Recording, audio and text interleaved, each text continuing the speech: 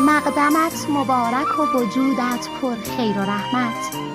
آینه دار خدایی و چون پروردگار اهل جود و سخاوت. از این رو جواد لقبت داده اند.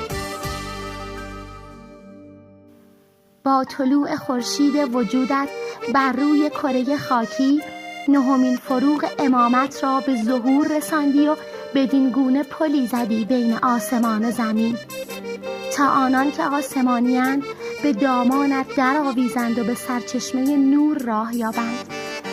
هر کس را که بنگری دست به دامان کسی است و ما همگی دست به دامان جواد علیه السلام هستیم. سال روز میلاد با سعادت ابن الرضا حضرت جواد الائمه علیه السلام بر عرشیان و فرشیان مبارک.